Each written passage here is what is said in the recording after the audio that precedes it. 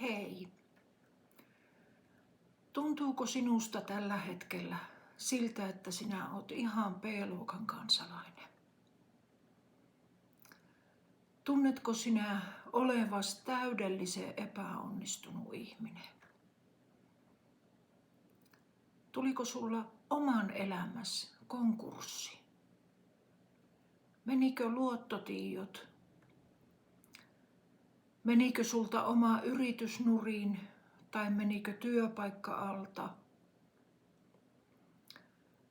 Menetitkö sinä oman talos tai asunto-osakkees siinä samassa syssyssä? Ja vielä kirsikkana kakun päällä, jättikö sinun puoliso tai seurustelukumppanikin sinut vielä? Ja nyt sinä olet ihan maassa ja henkisesti lyöty. Sinua hävettää ja tuntuu siltä, että sinä et ole yhtään minkään arvoinen, eikä sinun elämällä ole enää mitään merkitystä. Minä tiedän, miltä se tuntuu. Multa meni oma kotitalo, multa meni yritys ja meni ne luottotiedot. Ja ne meni vielä toisen ihmisen epärehellisyyden takia. Totta kai minä olin vihainen ja totta kai minä olin pettynyt tuohon ihmiseen. Mutta jotenkin vielä enemmän minä tunsin häpeää siitä, että mitenkä minä olin ollut niin sinisilmäinen hölmö ja höynäytettävissä. Mä tunsin itteni todella B-luokan kansalaiseksi. Ja sain huomata sen, että ilman puhtaita luottotietoja elämä Suomessa on yllättävän hankalaa. Ihan lähtien siitä, että on tosi vaikea saada edes vuokra-asuntoa ilman niitä luottotietoja. Minua kehotettiin silloin hakeutumaan mahdollisimman nopeasti velkasaneeraukseen, mutta ei mulla ollut silloin minkäänlaisia voimavaroja lähteä siihen prosessiin. Mä olin masentunut ja mä olin toivoton. Sinusta saattaa tuntua ihan siltä samalta tänä päivänä. Mutta mä haluan sanoa sulle, että näistäkin kokemuksista sinä selviät. Luottotietojen menetys ja henkilökohtaisen elämän konkurssi ei määritä sinun ihmisarvoa.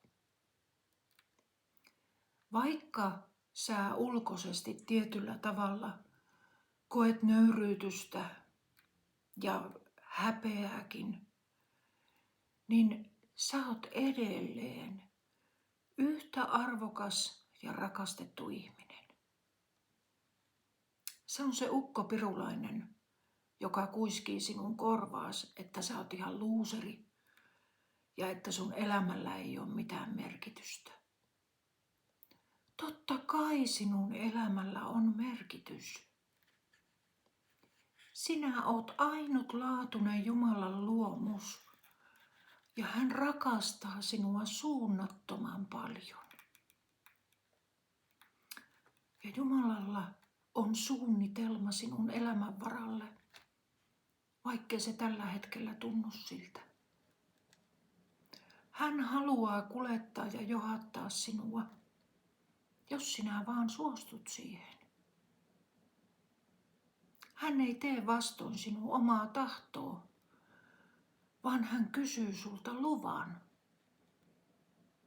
Saanko minä auttaa sinua?